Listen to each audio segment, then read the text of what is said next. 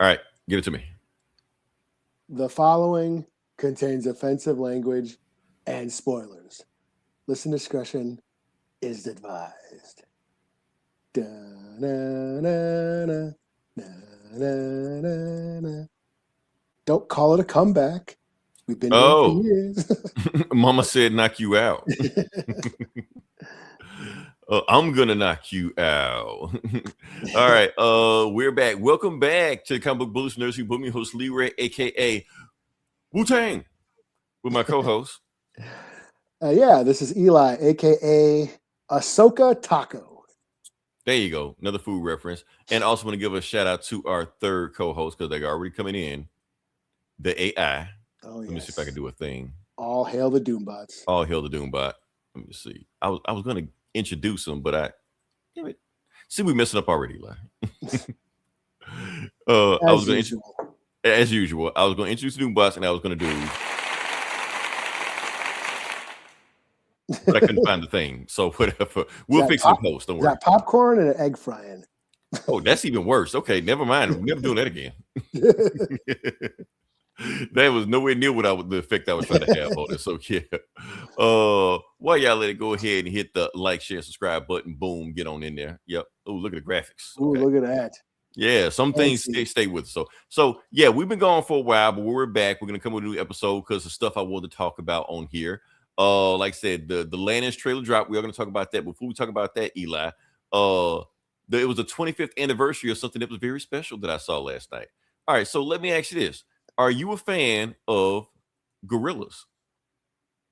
Oh, they're all right. I've jammed a couple of their jams here and there. I'm trying to gauge it, Eli, because I know you hate everything 90s, but technically they're 2000s. Yeah, this was the 90s, was it? So I'm checking your posts on the 2000s, not 90s. So you're allowed to like them. Yeah, Dell. Yeah, Dell the Dell and hieroglyphics and shit. Yeah. Yeah. So they performed. Like I said, I don't think I've ever seen these guys what they've got to look like. Like I said, every video they just look like this. So their videos were cool. Yeah, but they just look like that. So I don't know what they look like. So on Saturday Night Live, we actually showed what they look like. I'm like, okay, I've never seen what they look like before. It was cool. It was, sing the song. I'm happy. I'm feeling sad. I got sunshine. Back. That's a weed song, Eli. Just let you know. That's when you look at the context of the song. But yeah, reason is such a near and dear to my heart because reason I know that song so much because it was one of the feature songs on MTV Music Generator. It was a PlayStation 2 game, which I had this game. All I played was this and Tekken 3. That's the only thing that touched my PlayStation. And actually had a breakdown of this song that where you could break down everything of Clint Eastwood. People never knew the name of that song. It's called Clint Eastwood. Reason it's called Clint Eastwood because you listen to it, there's a sample of Good, the Bad, and Ugly in there. That's what I call it that. So yeah, I believe I did know that. Yeah, that's all. I just want to talk about that. I was excited to watch I didn't even watch Saturday Night Live. I didn't watch it. The shit shows like going to shit even more than what it normally has. But that they were the musical guests. I was like, okay, I'll show up for that. So, all right, let me take you to the next part of the podcast. Yeah. Okay, like I said, now we watched a trailer, not a movie, anything like that. We just watched a trailer. We just watched a trailer of Lanterns, and we're gonna just not do a deep dive of it. We're not gonna do an hour-long breakdown and whatever like that. Because honestly, I kind of don't care to do that. Watch other podcasts that can do that stuff like that. We'll give you 120 things you missed in this trailer. I don't care. I want to talk about the vibe of the trailer. How do we feel about it? Now, so don't know what we're talking about. Like I said, this is Lanterns. For those who don't know what Lanterns is or what we're talking about, it's an HBO show coming out. What's the date, Eli? September? August, right? So yeah, it's not coming out anytime soon. Well, later on this year. Hey, August will fly by. We'll blink and August will be here. So it's very, very possible that can happen. So yeah, August will be here. Like I said, this is Lanterns. The show is talking about. So the show it's a superhero show. It's a DC show about two space cops. On the left you got Jon Stewart. On the right you got Hal Jordan, and they're on some kind of adventure, mystery, detective, whatever. I don't know. They got a case. They got to solve a case. They got 48 hours to do it. Space case. Yeah. That I think I kind of spoiled it. That's kind of what the show reminded me of. What? 48 hours? 48 hours. Yeah. It's just 48 hours. It's not even space because they're on Earth. Yeah. Think about it. He never called about Renee. He like, hey, Junior, hey, convict, or whatever the fuck he kept calling him, shit like that. Old grizzled veteran that's, his 2 days from retirement and shit like that. The hot shot rookie and shit like that. Now people can say, okay, well, 48 Hours. What about other shows that remind me of? What about Rush Hour? And what about Men in Black? They all taking 48 Hours. It's all the same shit. Lethal Weapon. Lethal Weapon. It's all the same shit, even though Lethal Weapon kind of like flip-flopped it, but still the same thing. So yeah. Yeah, it's all the same thing right there. But like I said, now how close is it to the comic books? Like I said, in the comics, you got Hal Jordan. Yes, Hal Jordan did train John Stewart in the comics. That is a thing. We reviewed it. We reviewed this comic on this podcast. So go dig through our crates. It's in there. We talked about it. Hal Jordan is an asshole. Hal Jordan is an asshole. It's funny because in that book, John Stewart kept calling him Whitey. I don't think he's going to do that in an HBO show, but I would laugh my ass off if he did. That is from the hard traveling heroes thing. So yeah.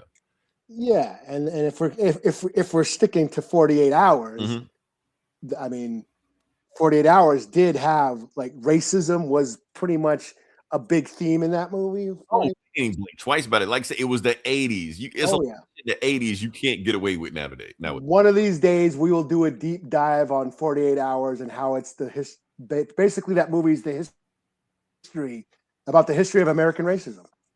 Pretty much. And it's a great Eddie Murphy movie. Kind of like launched Eddie Murphy's movie career. Oh yeah, the bar scene when he goes into the redneck bar. That's like the Hey Mr. Tibbs, or they call. I was just about to say that Sidney Poitier is very much like Sidney Poitier. Like you just didn't do that back then. So yeah.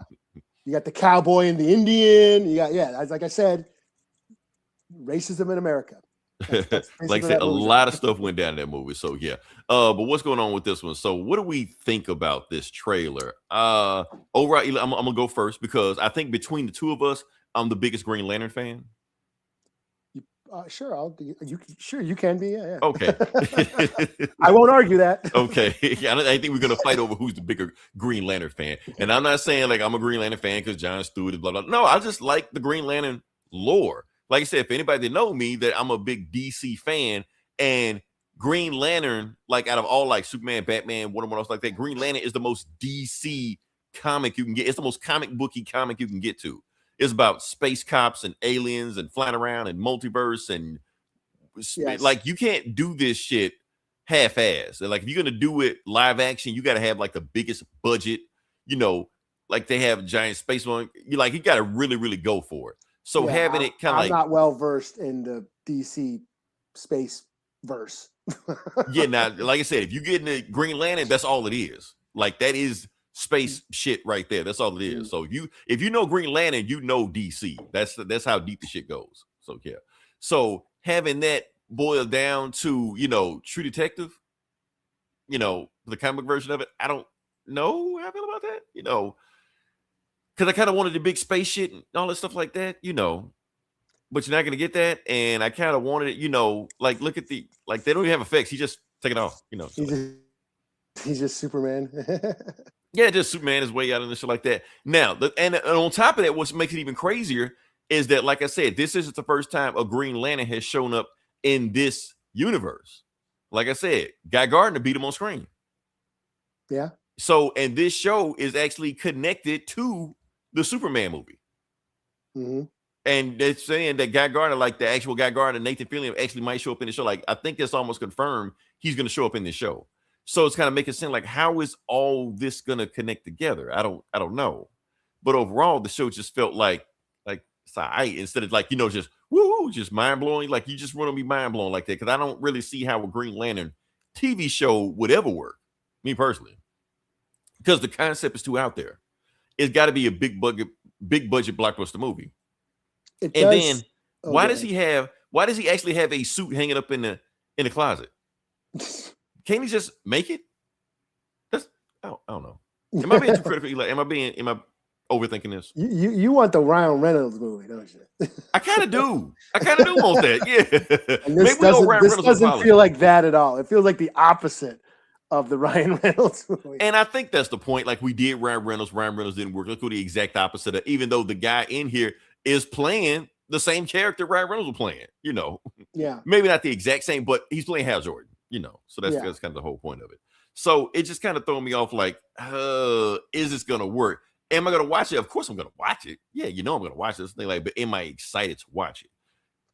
As of right now, I'm gonna say no. If I feel like there's gonna be a show, I'm kind of just watch and be like, sorry, and then just move on. Or maybe it'll blow my mind. I don't know, but this is kind of weird that this is the direction DC decided to go with Green Lantern. It kind of feels like the Netflix Marvel shows where they were kind of low budget, like. But they make sense. They make sense. Like Daredevil, the TV show makes sense. That's street level. Yeah, that was gritty street level shit. But it worked because we didn't have a lot of superhero comic booky, razzmatazz, Right. It wasn't like the Marvel movies. It was like a grounded TV show. And that's what this kind of looks like. It's like more gritty, but then you're right. Like that, does gritty work for Green Lantern? Right, for Green Lantern. I mean, it's plenty of gritty DC heroes. Like I'm not saying Western. I won't say street level. This is more like a Western almost because it's out in the desert. Out in the desert. Like it's a Western. It's two cops, doing stuff like that. So yeah, kind of like that. But like I said, until he started flying, I would have never suspected or expected this to be a comic book show. Yeah, it just felt like a Western, like one of them Paramount TV shows, Yellowstone or some shit. Yeah, it felt more like that than Green Lantern. Yeah, wasn't very Green Lantern-y. It didn't feel very like this isn't even green. It's brown Lantern. What the fuck is this? Yeah, not a lot. Yeah, so I'm just like there's Owenism. Yeah, so it's like does realistic gritty Green Lantern work? I don't know. Like that's my thing. Like if DC wanted to make a TV show, it's so many other prompts could have made TV show that could have been low budget, still could have worked. You could have gave me a Bronze Tiger TV show. I would have loved that. I know they had a bunch of CW shows that come out like Green Arrow and Black Light. They could have dig a little bit deeper in there. Wild Dog and shit. They could have gave us a Mr. Terrific TV show. Yeah. With the same guy. That was a Superman. They could have gave us that. You ain't to go like super high tech budget with that. They could have been low budget with this one, but I don't know. We'll see. Like I said, it's got everybody's favorite heartthrob in there and shit like that. So he might bring the ladies in just for that, So we'll see. I don't know. It's just throw me off. Like. So right now, Eli, am I excited for a level? I'm kind of like lukewarm on this trailer, but maybe the show will be amazing. Maybe the show will blow me away. Maybe some kind of crazy murder mystery that will be deep in Green Lantern lore. Maybe they're saving all the effects for the for Kilowog. Yeah, when he shows up, yup, Hooser, something. Yeah, but it did feel I was underwhelmed. It felt underwhelming to me. Yeah, but I'm supposed to be the guy tailor made for this shit. You think I would be excited? I'm like, nah. I'll watch it, but none of just like I just gotta watch. But yeah, I'll check it out. Like I'll check it. Yeah, I'm gonna check it out. But it didn't look like it didn't wow me. Like and like you're saying, like is it gonna be a grounded, gritty version of wacky space adventures? Right. Like does anybody really want that? That's the thing. I don't know. Yeah. But who knows? Maybe we liked Wonder Man. We did like Wonder Man. The Wonder Man trailer was even less impressive than this one. Yeah. Because we watched Wonder Man, like, what the fuck is this? But then you watch the show, like, okay, it's a pretty damn good show. So, like I said, maybe Green Lantern will impress us, or Lanterns, whatever you want to call it, will impress us. And who knows? Like, if they're doing like the hard traveling hero shit, gritty. That's got Green Arrow in it. But if they do that, where they are like, because wasn't that series just them two dealing with like societal issues and shit, Right, yeah. It wasn't Green Lantern in space, no shit like that. That was like it was just him on Earth dealing with social issues, shit like that. So dealing with the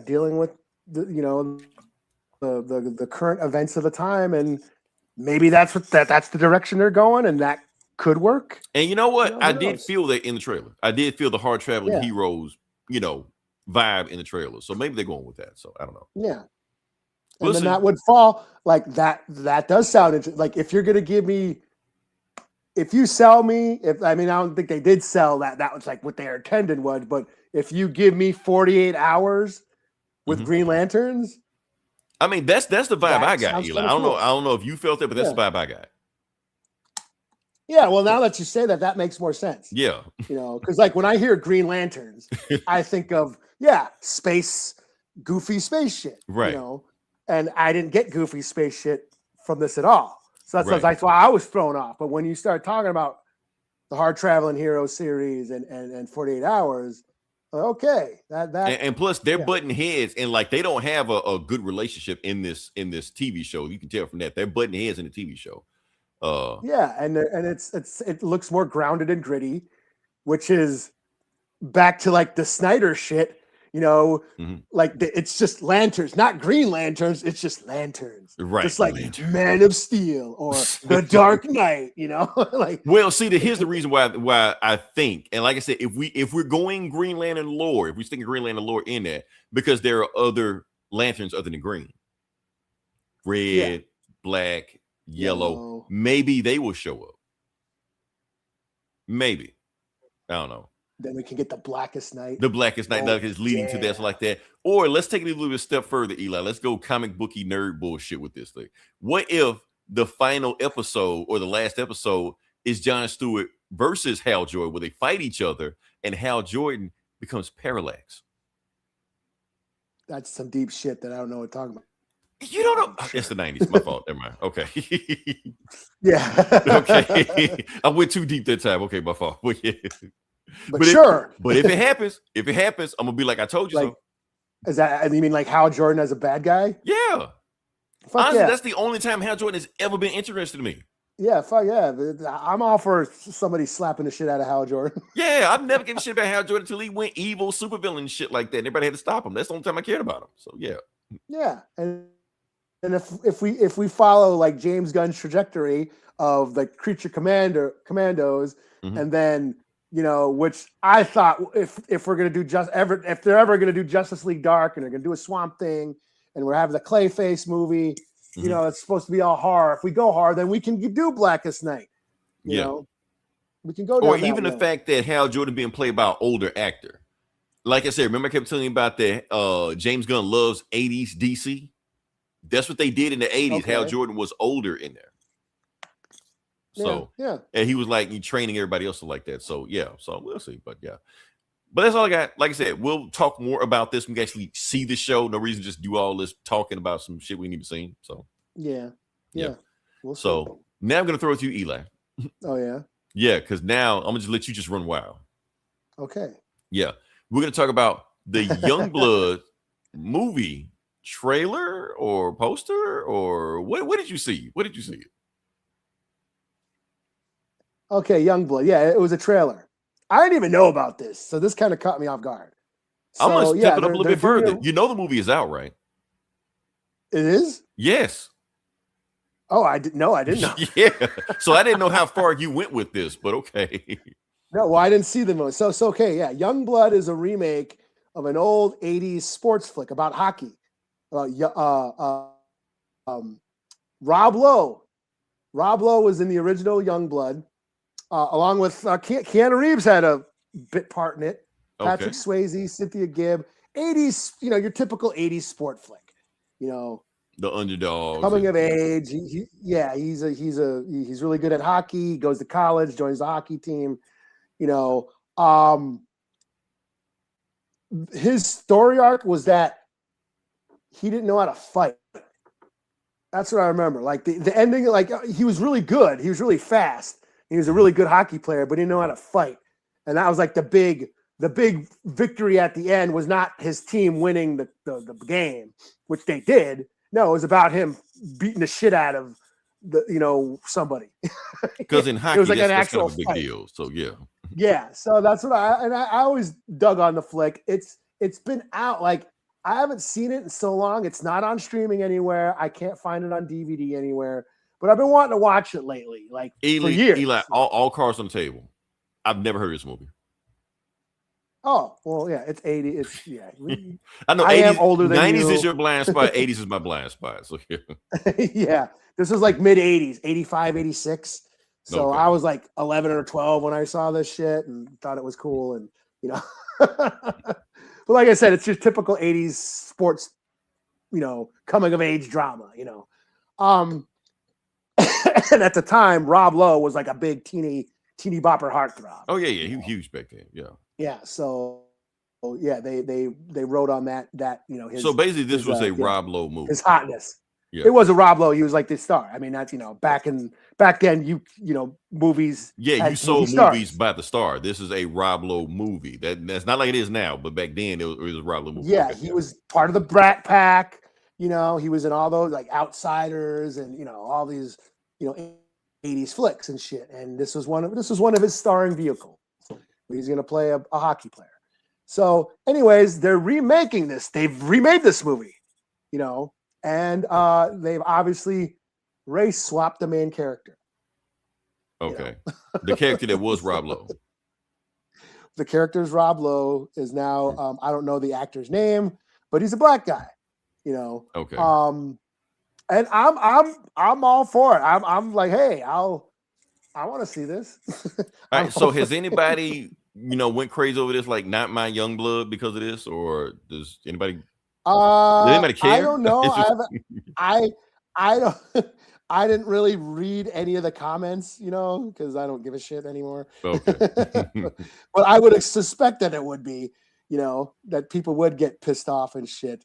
Not my young blood, or get pissed off that there's a black hockey player, which is more common than people would think. Yeah, there are black hockey players now. Yeah, there's a lot of black hockey. Like shit, Minnesota Wild, we had two. Yeah, Greenway and Dubnik. They're more common than you think. So, but yeah, I mean, it looks good. I mean, I watched the trailer. It looks cool. It definitely does look like it's more of an underdog story than the first one. Like I said, the first one, he was really good. Like he basically got picked, like handpicked for a college or whatever to get on, their team and shit. So he was a really good hockey player. He was really fast and no one could catch him. It's just he couldn't fight, And this one looks like more like he's already angry. He's more angry and he's got a chip on his shoulder and he's got something to prove.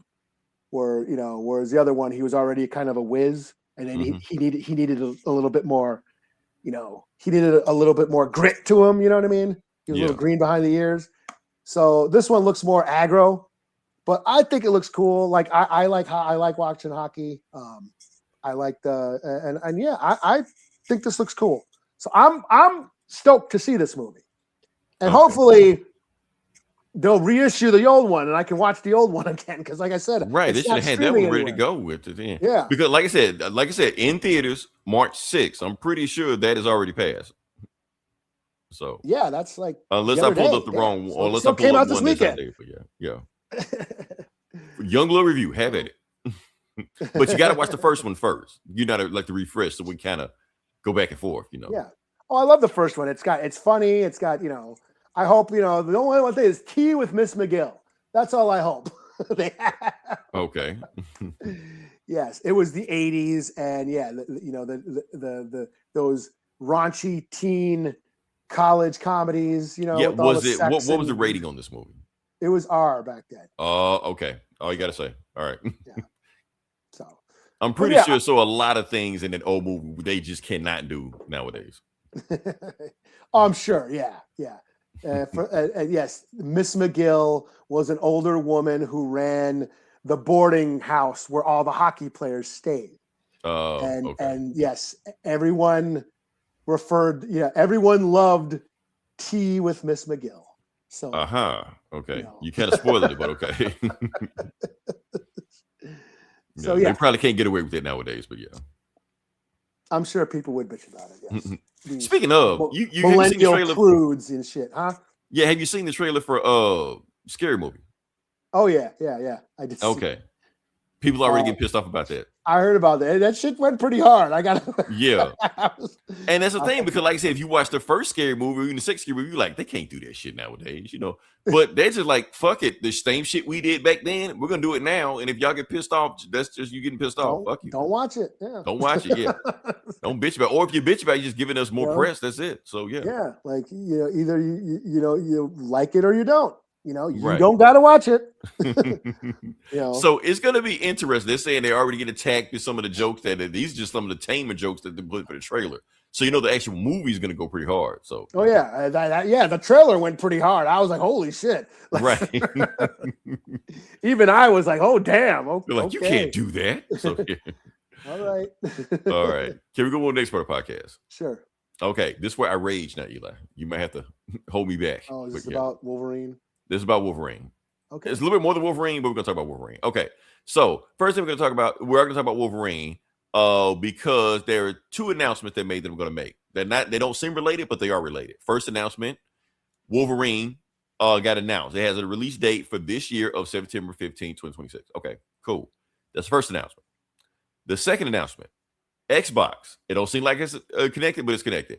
Xbox released the name of their new system, Project Helix. It may not be the name of the system, but that's kind of what they're going for. So Project Helix right now. So that's what we're going to talk about. Okay. It's got an X in it, Helix. Oh, let's start this bad boy up. Let's go. Okay. So here's what I want to talk about. All right. So we got PlayStation on one side with Wolverine, and you got the Xbox Helix on the other side also. So what do they have connected to each other? Well, because there's some announcement. Like I said, Xbox just had a new CEO, but the CEO just made a tweet the other day, the same day they announced the Helix, saying that the Helix, even though it may not be the next name of it, that it's been confirmed that it will play Xbox and PC games. It will play both. So you're gonna have a console PC game. Now, before I poo-pooed on this shit before, I was like, that's this isn't like that. But the fact that they confirmed that and doing it is kind of fucking up the industry. Because, like I said, Wolverine is coming out this year.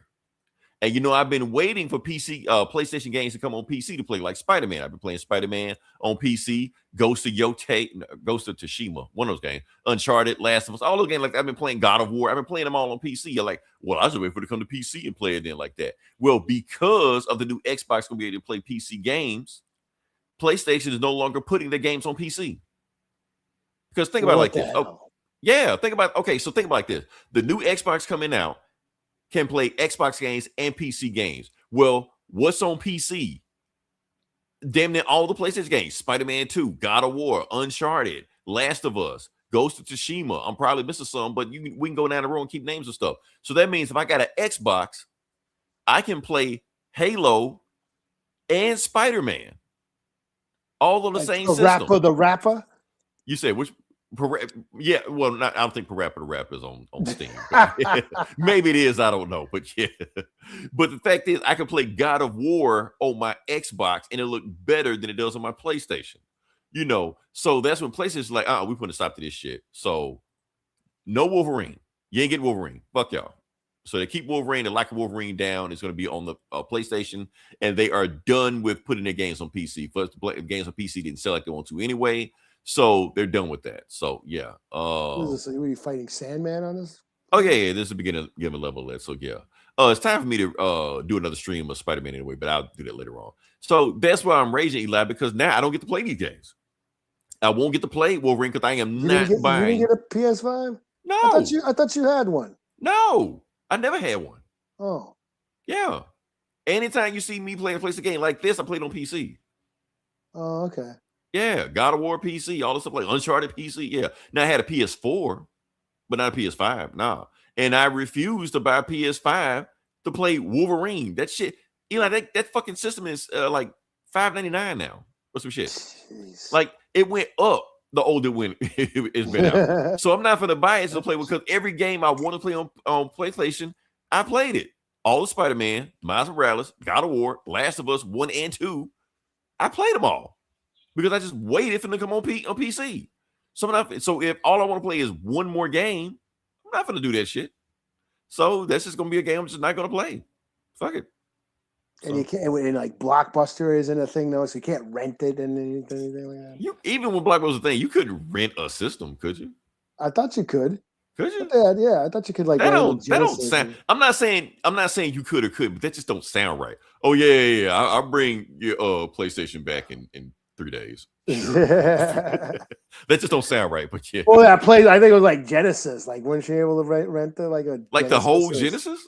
Yeah, I think so. I could be wrong. I don't know. That See, that's why they went out of business. I remember you were able to rent a VCR, and I remember you were able to do that back. Rent a VCR, like the whole system, the VCR.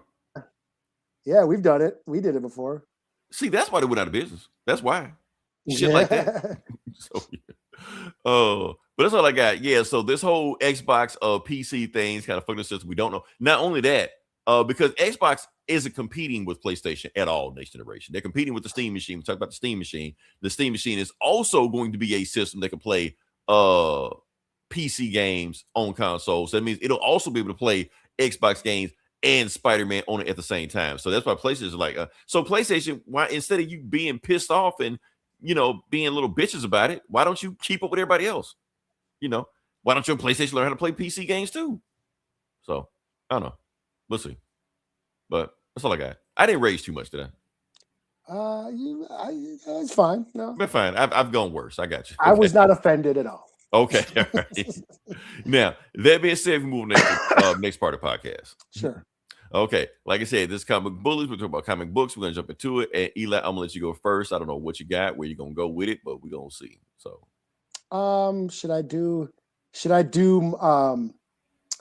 my obligation, get the obligation out the way? You want to do it now? Okay. Sure. Let's do it. Okay.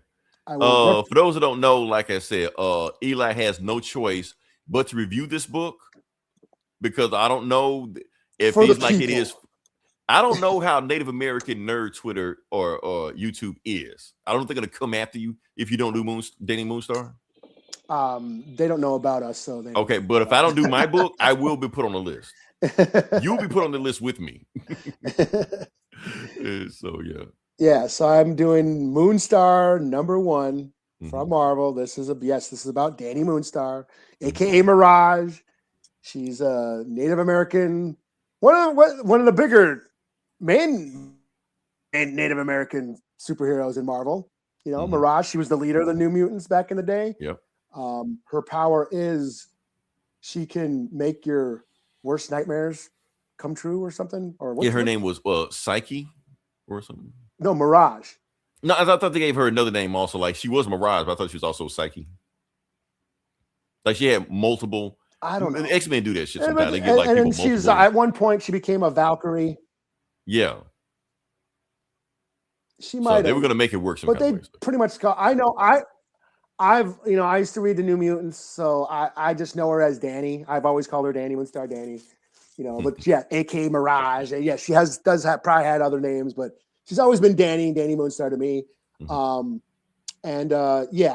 She's got a psychic ability where she can bring your worst fears to life. And she can fire psychic arrows. Maybe they should do a cross, like they're doing those DC Marvel crossovers. They should do a Green Arrow and Dani Moonstar. Which I was going to say, I was thinking about Hawkeye for a second, the other Hawkeye. Oh yeah, the other. But so Dani Moonstar, or just Moonstar #1. This picks up right during that Magic series, which I only read like a couple issues. And what was that other one? There was like another, like the Children of something. It was like out of that whole when the Krakoa was ending. What was that series of books? The Fall of X or whatever. Oh yeah, that yeah. Yeah, out of that. There was a bunch of spin-offs out of that. Magic. There was a Magic book. There's references to like Immortal Thor. Basically a bunch of shit that I am not reading. So I had no idea what was going on in this book when I picked it up. All I know is she quit whatever team she was on with Magic and a bunch of other, Magic heroes. And now she's back on the res, just chilling with her family. And some dude has got a sword that was carved by elves that basically can suck the souls out of people and shit. It's like a powerful sword. It makes you immortal and shit. That dude's running around doing shit. And which pulls some of her old team members out to find him. And they come and get Dani Moonstar. Like, yo, there's some guy going around killing people and turning them into zombies and shit. And we need your help to fight them. And of course, she reluctantly goes and does it. She's like, at first she's like, no, I'm done with you guys. I'm done with your team and all the bullshit. I'm done with you guys. But hey, man, you got to help us. And, this guy's turning, there's zombies running around and shit. So she goes, helps them fight. They jump on her Pegasus, goes into town, fights the zombies, and then fights the dude with the sword. One of them, I don't even remember their names. One of them like dies, or basically, hey, I'll hold them off while you guys get away, and she basically sacrifices herself so they can get away. And that's kind of where it ends. Yeah, man. Well, that's like a flashback. Oh, okay. There's a lot of exposition in this book. Trying to. I feel like this. So is all this like tied together? Like, because Magic got a book right now too. Yeah, and Danny Moonstar was in the Magic book. Like I read some of the Magic stuff like a couple of years ago, and then, dropped it. So is this like a spinoff of that book? Yeah, like that references all that stuff. Like I said, I don't know what really happened in that. I'm not current on any of that and stuff. Whatever's happening in Mortal Thor, like something about Asgard got fucked up, and people don't remember what Asgard. People forgot about Asgard. Like no one remembers that Asgard even existed. Okay. So this feels more like a Thor book, or like a Magic book than like Danny Moonstar shit. Yeah, like why are we doing all this Scandinavian mythology? Yeah, it's got all this Viking Norse mythology, and it references when Danny Moonstar used to be a Valkyrie back in the day. Right. So this feels like more of like she's a sidekick in her own book. Which is disappointing to me. There's not much native shit in this book. Right. Other than, her conversations with her parents, there's really nothing showcasing like any of her native culture or any of that shit. She just jumps along and jumps on the team of Magic Vikings or whatever and goes and helps them fight a dude with a magic dwarf sword. Yeah. So that's, kind of what it is. I was a little disappointed, it goes through her history. There's the demon bear, a lot of exposition dumps. And that's about it. I mean, it ended where they're getting ready to fight this dude with this magic sword, Okay. So I was a little disappointed in it. I'll give it just open up and I'm saying like, oh, we did all this Norse shit. Yeah, okay. That's just my own fault. Because I'm not familiar with the Magic book or what's been going on in Immortal Thor. I don't know what's happening. So that's probably why I'm faulting it so much. Just because I don't know, what's going on in those books. We have expectations. We're okay. Nothing wrong with having expectations. Yeah. But I was expecting a little bit more, stuff about her. Right. Stuff about where, like what makes her a character, because this North stuff, you just plug anybody in that. So that's what I feel. She feels like a sidekick. Yeah. There's really nothing showcasing her native identity. She's just like, she just jumps along. Wait. I can't agree with you on this. No, I can't do that. That's forget.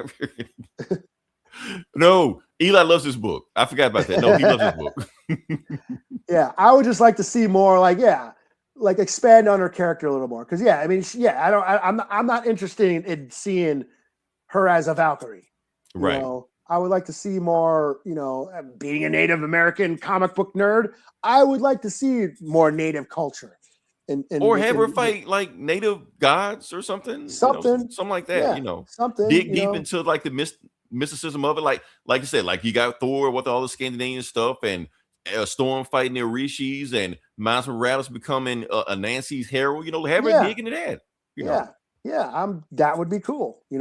Like remember when we talked about, I think it was when we reviewed the New Mutants movie. Yeah.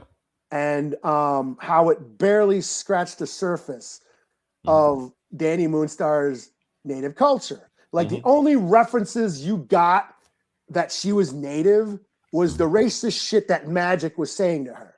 That's why I hated that fucking movie. Right. This magic, Ileana was such a fucking bitch in that movie, and she was just being a racist. And they never, she never got no retaliation for that. It just said it and it just moved on. And she was she was like the main character of the movie and shit. Like we're supposed to root for her for being a bitch the whole time. I don't know, man. Yeah, and we don't get any and that's what I'm saying is where you don't. If you had someone from the Cheyenne tribe or someone who knows a native writer on this book, then we could showcase some of that insight into native culture. Because Demon Bear. So who's writing this? Is this Al Ewing? No, it's the chick who's writing the magic book. Yeah, I forget. At least it's not what's his face, the dude from Black Eyed Peas. Oh, Taboo, yeah.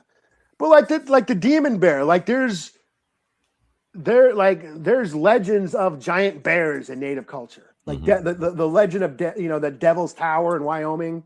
That's it. The actual native name is the Bear Mountain or something because it was about a giant bear. And we could go into that. We could go into like you're saying, native stories, traditional native stories, and pull from that. Which is what I've been hoping. They kind of did that in the Echo show. Where they kind of did they went into the was it the Choctaw or whatever tribe she was from on the show, into their creation stories and into their stories and stuff was that was interesting. With Shang-Chi, that shit was deep in the Eastern lore. Oh yeah, he wasn't fighting. He wasn't in Asgard doing shit. Yeah, yeah. So that's what I would like to have seen more of. And when it's Danny Moonstar's book, let's see some of her background, some of her origin story, some of her heritage. But no, she's just helping Vikings. Yeah, they just feel like a story. They just plugged her in instead of being her story. Yeah, she's just a sidekick on a magical Viking adventure or whatever. So wait, what am I doing? I can't agree with you on this, Eli. One of us has to like this book. So that's my criticism of this. Out of obligation, I will continue to read this because if we don't buy it, they won't make it. That is true. I have to support this. Like I said, Eli, we had two roles on this. We had two crossroads on this. We want them to make these books. We want representation. We want them to make these books. But that don't mean we can't criticize them. Yeah. That don't mean we can't have thoughts. Yeah. We can have both. Yeah, we got in trouble for criticizing the Native Hawkeye book. You did. I tried to stop you. You went full steam ahead on that shit. But I would like to see these books be more representative of the native identity than just being because Gahordy is basically a god. Yeah, she's like Omega level, she can warp reality, Mm-hmm. But what do they got her doing? Running around chasing Loki, through the multiverse, right? She basically has instead of fleshing out the power to change reality and deal. None of these characters I feel deal with any native issues in their books, Whereas when you see Black Panther or any of they do, right. They do deal with stuff in their culture, and I just think that's just Marvel's track record of not hiring and not having native artists, right? Because like I said, we always get in trouble when we accuse Marvel of checking boxes because we sound too much like the other people doing and stuff like that. But when they do stuff like that, it feels like they're checking boxes.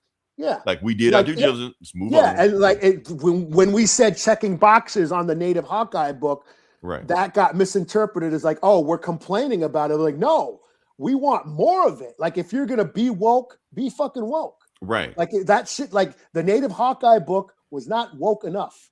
Right. You know what I'm saying? It was just surface level. Oh, they're gay, they're native, let's hit that demographic and that's it. It was just all surface level. And they think they're doing us a favor by, feeding us crumbs and shit. Yeah. It's no, let's go into those backgrounds. Let's go into those lifestyles and those origins and that culture. Let's see some of that. Let's see actual representation instead of just surface level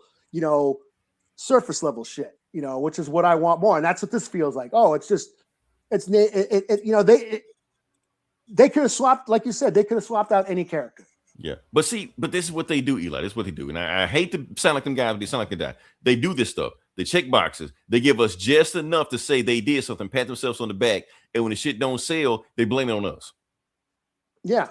Even though we wanted you to go deeper, we wanted you to be more fleshed out the story. You didn't go deeper with. You just threw some shit out there, and then you can't blame us for it because we don't buy it, we don't respond to it. Like just because you do it, don't mean we just gotta just go out and buy it no matter what you do. Yeah. So I don't know. And I get that. Okay, we're referencing when Dani Moonstar was a Valkyrie because she was a Valkyrie back in the 90s or some shit. Some shit, I guess. Yeah. Yeah. But I'm not interested in that. I'm not interested in, in Dani Moonstar as a Valkyrie. I want to see her, more grounded and I want to see them reference, the native culture, as a Native American fan, Yeah, as a comic fan, I mean, a lot of time I get into the other cultures because of that. Like I told you, everything I know about Norse mythology, I learned from Thor. Yeah. So, same shit with that. A lot of time, a lot of mythology about Eastern culture, Japanese culture. People learn that shit from anime.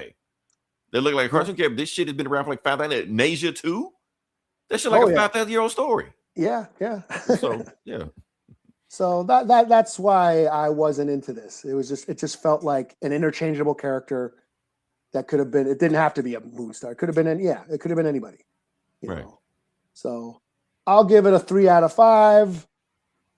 Like I said, I probably will continue the story and finish it out just out of obligation. But I was really kind of like not sold by the story.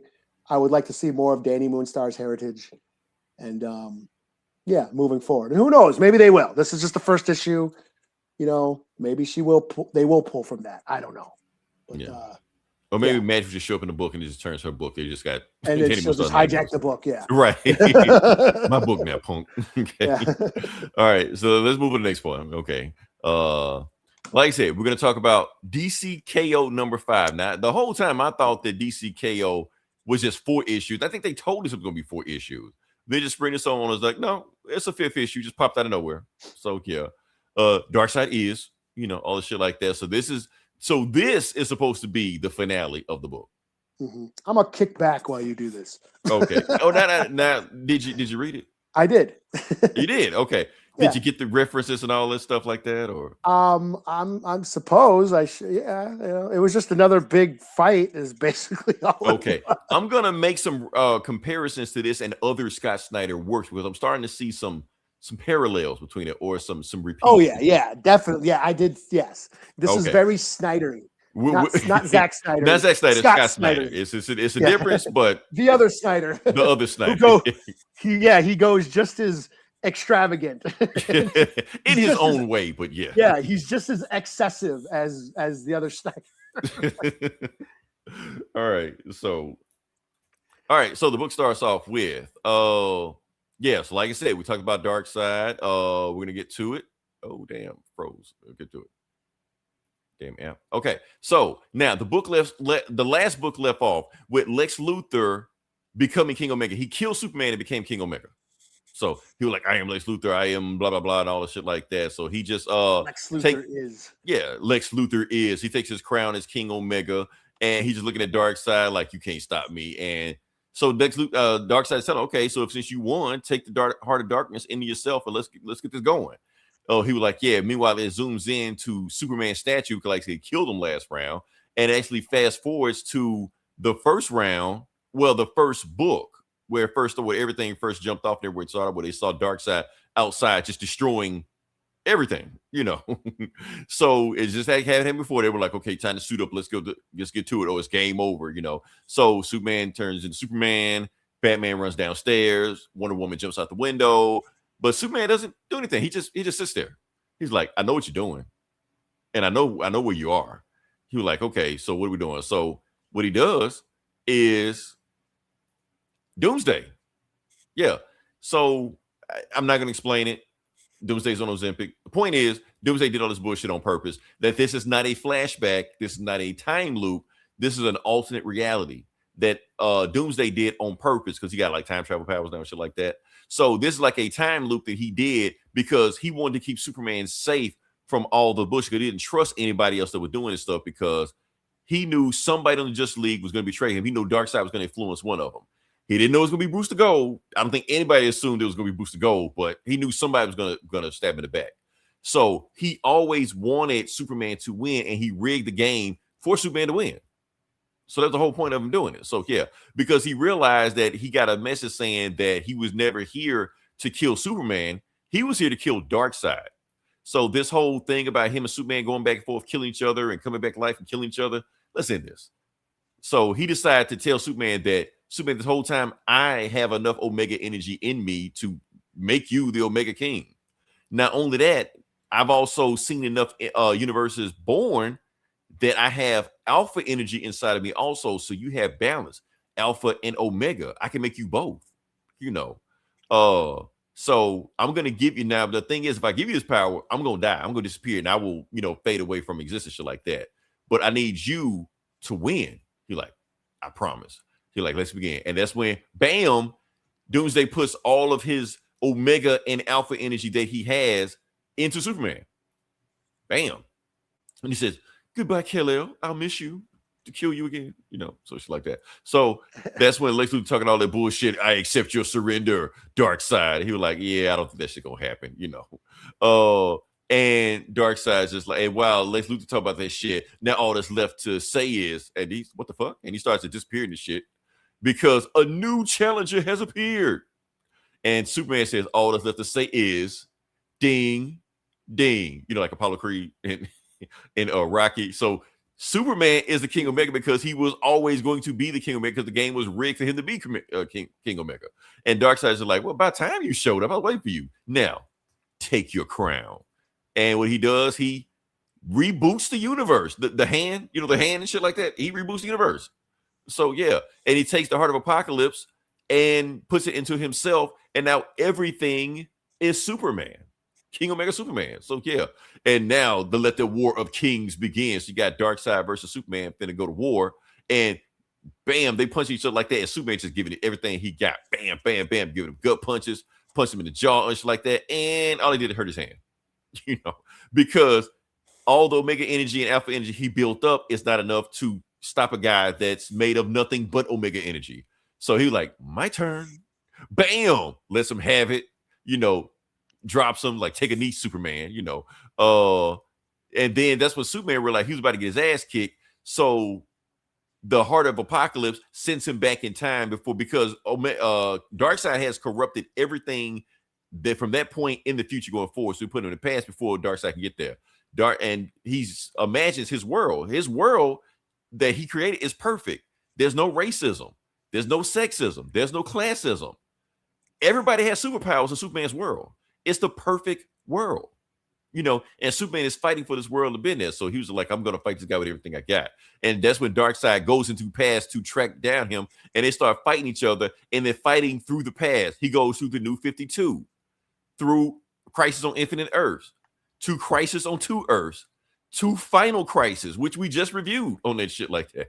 So he's knocking him all the way through all this bullshit, all the way to the Big Bang, to there's nothing left. And the Heart of Apocalypse basically telling him, Superman, you got nowhere to go. You're stuck in the Big Bang. You're like, yeah, that's what I wanted. I wanted to be in the Big Bang. So because he knows if he absorbs the Big Bang, he'll have enough alpha energy to overpower Darkseid. So he takes the Big Bang into himself, and becomes King Alpha and Omega Superman. All this shit like that. So yeah. So that's when Darkseid shows up like, there you go. Come get this ass whooping. And that's when, bam, Superman hits him with like a galaxy punch or some shit, and Darkseid is bleeding. He like, what the fuck do you do? He was like, in Kansas, we call this playing possum, because he was basically trying to get him to come to the Big Bang the whole time. And then he, bam, gives to him like that. So basically, counter. Right. So they have been fighting for 1,000,000 years, maybe billions. We don't know. They've been fighting as long as the universe has been existed. Yeah, as long as the universe has been existed, they fight until the Big Bang to present time. That's how long they've been fighting. And eventually Superman's starting to get the upper hand on the shit like that. So yeah, and Superman's about to take Darkseid out. But he was like, if I beat him, will it be just me beating him? He's like, yeah, then I want to beat him. Like, what the fuck you doing? Like, you got to hit him now. You got to beat him. Otherwise, he's going to come back for you. He's like, nah. And he looks at his world, like his perfect world, where everybody has superpowers. Everybody has universal health care and all this shit like that. He was like, nah. And he reaches in his chest and pulls out the Heart of Apocalypse and destroys it. He's like, if you do that, you will lose. He's like, nah, I'm not quitting. I'm tagging him in. So everybody that was in the tournament, Superman brings them back to life. And they all attack Superman at one time. So Superman didn't beat Darkseid by himself. Everybody that was in the tournament beats Darkseid because he didn't want to beat him by himself. And said he knocks Darkseid back into the future. He doesn't beat Darkseid or doesn't kill Darkseid. He just beat him to the future. So eventually Darkseid will come back. When? Next week, next month, next year? Who knows? He will be back. That's the point. So I'll get you next time, Superman. Next hour, yeah. So everybody. So the winner of the tournament was everybody. That's what Superman always wanted anyway. Because he don't like to play games where everybody loses. So he decides to reform the world in his image, and he sends everybody to the regular world. So yeah. And Lex Luthor like, you didn't even beat him, you dumbass. You like Batman like, Lex Luthor, shut the fuck up. And Superman's just telling him like, look, I'm a god now. I'm King Omega universe, like that. Like the universe is Superman. He is the universe. But they don't really say it, but I think they got to say that Superman has to stay in this form basically to keep Darkseid at bay. So basically him and Darkseid are kind of injured. He's Alpha, Darkseid is Omega. They're counter forces. So as long as he's this god figure, Darkseid can't invade.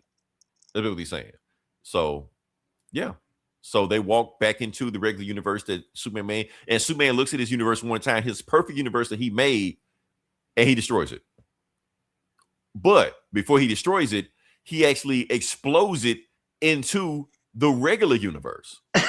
So Superman rebooted the universe with his alpha energy in ways we don't know yet. We don't know how it's going to affect it. But we will know when it goes to the next level, which is what DC is promoting right now. So, yeah. So, Superman's universe. So, yeah. And that's the thing. So, it's not a perfect universe. Not perfect. You got Demon. You got Lobo. You got Zatanna. It's chaotic. It's weird. But the thing is, Superman wanted everybody to chip in because Superman is saying that we can't look for saviors. It can't be just me. It has to be all of us to save the planet. Very Paul Atreides. Yes. He said, but not just us, you have to pitch in too. And because Superman is so powerful, he can look out. He knows he's in the comic. He's looking at the reader when he says this. I'm like, okay. So, yeah. So just, they're checking on Lois, seeing how Lois is doing and stuff like that. She's cool. They're rolling the dice to playing the game and stuff like that. So, yeah. But they know Darkseid is going to come back, and they're basically looking at what Darkseid changed. I mean, what Superman changed. So all the Alpha, Omega, everybody in the tournament got hit with Alpha and Omega energy. So they've been changed somehow. But we don't know how. Mr. Terrific will keep note of it to see what happens. Oh, and Superboy Prime is the new Superman while Superman is a god. But so he's filling in for him. So yeah. And Cyborg has Apocalypse energy? Heart Cyborg? Whatever fuck you have to look at. Oh, and that whole Batman knife fight shit, those were real. They're just in the multiverse. So Damian does have a son, and Batman does have a grandson named Alfred. So yeah. Meanwhile, Barry Allen is finishing his book of the multiverse, and he finds out that wasn't Superman's hand, it's somebody else's hand. Whose hand? We don't know. But yeah. And meanwhile, Darkseid is just like, it was a temporary victory. It doesn't really matter. Plus, my absolute universe, unfazed, untouched, until I needed to enter the battle. So basically, the whole ultimate universe, absolute universe, unaffected. They don't know any of this shit that ever happened. It's just going by. It's just chugging along as it normally did. So yeah, but that wasn't what Darkseid's game plan. The point was just like the KO tournament in the regular DC universe. Every single multiverse had the same exact KO tournament on their planet, and all they did was build Omega energy for Darkseid to feed on. So when he gets powerful enough, he's going to invade Earth again for the absolute crisis. Yes. Because those books are selling. That's why they can't. The end for now. So, yes, that's going on right now. So,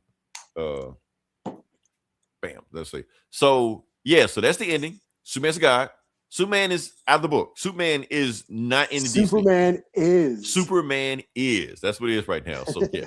So Superboy Prime is going to be the protagonist of the Superman books and Action Comics going forward. Because Superman's a god now. So yeah. Reason I want to talk about this, Eli, because it's the exact same ending of Dark Metal. Death Metal. Remember that? Death Metal, yeah, Dark Metal. Wonder Woman became a god. She like threw planets at the Batman Who Laughs. And the Stream of God just flew away and shit.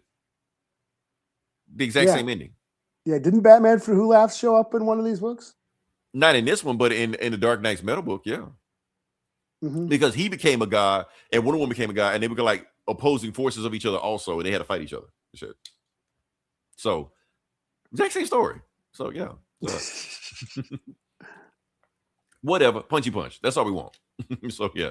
So that's all it was. It was just a big giant fist fight. And that's all it needed to be. Yeah, after a while, I think it kind of overstayed work. It should have probably wrapped this bitch up in 4 issues, be done. The 5th issue, I think it kind of overstayed its welcome. Yeah, Superman's God, Alpha, Omega Energy, whatever, it's like that. So cool. I still like the book. 45 still has some hype moments in it. So still some scans.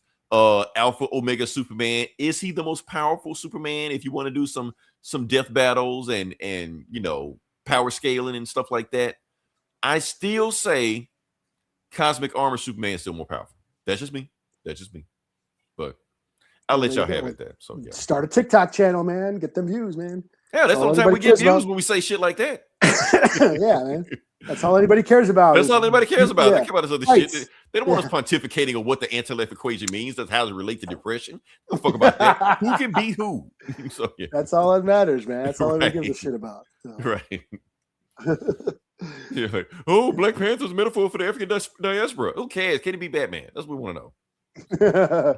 He's African Batman. Right, basically. So yeah, just break that shit down. So yeah. All right. So I got, well, I'm gonna got another book, but what you got next for that? Slap a score? 45. Well, but what do you give it, Eli? I don't know what you give it. I'll give it a 4 out of 5 too. I mean, it did just enough to what? I thought okay. This game, yeah, these got exhausting for me. I feel like Scott Snyder tends to overwrite stuff. Yeah, you know, and it just gets by book 3. Yeah, I was getting exhausted, and it's just gobbledygook that don't really mean anything. But yeah, it's just like it is just fights. Yeah, that's all the series was. It was just a series of fights, a series of battles with a lot of text thrown in, like overly written text. Okay, I get it. Yeah. You're trying to make this more important than it actually is. But like punch something. Yeah, I got you. Yeah, in the end, it was just a glorified fist fight, and we're now, and this is again that grand scope that Scott Snyder loves to do of Superman is now a universe, and Darkseid is now a universe, and now universes are fighting. Right. Like or the Forge. The Forge. Right. Whatever that shit was. I remember he had that shit. There's all this weird the Forge that makes universes. The 10 medals that Batman has to collect and all this shit. Like who gives a shit? It's just an excuse to throw punches and shit. So this was a big week for books. There was a lot of books I read this week, and when I saw this, I was like, oh Jesus. KO came out this week too. I gotta read this now. That was my reaction. And I read it. I was, oh yeah, I get it. Yeah, Superman comes out kicking ass, and sure, I bought it. It was quite epic, and just a little bit too overwritten. That's all. We don't need text in every panel. So yeah, I'll give it a 4 out of 5. Just it was enjoyable. Interesting. We were on the same page. I was not expecting that. So yeah. But I don't think I liked it as much as you, or as excited as much as you. Well, I mean, yeah, because I was hyped for it because it was a Shonen Jump tournament. But by the end, I was like, okay, let's wrap it up, B. We've done enough. Okay. Yeah. So. And speaking of Shonen Jump, I've been reading mangas, and those books are so brisk. Like they just move past, right? No pontificating, they let the art speak for themselves, man. Right. Like the writers are not trying to write poetry and prose. Right. Well, mainly because the writer and the artist is normally the same guy. Usually the same person. Yeah. A lot of times why I like Daniel Warren Johnson when he writes his stuff, because he's just like, he lets his visuals just speak for themselves. Yeah. And like I said, they let the action plot the story. You got writers trying to write words and be wordsmiths. Right. Then you got conflict with the writer in the story. Like, you ain't got to do all that, man. Just let him do his thing. Just let the art speak for itself, man. No one wants to read your shit. Comics is a visual medium. Let it be a visual medium. So that's where I'm at. Okay. So all right. But so what you got next? Well, since we're speaking of, we're on DC, I'll do the Batman number 7. Batman. This ain't no absolute, or not absolute, but no, this is just the main Batman Fraction. Okay. Fraction's run. Just regular ass Batman. Okay, cool. Okay. Yep, regular ass Batman. And the Joker has returned. What? Okay. Joker is back. Yeah. And he's in Arkham, or that Arkham Tower, that new Arkham facility. And he's basically in a Bacta tank. Okay.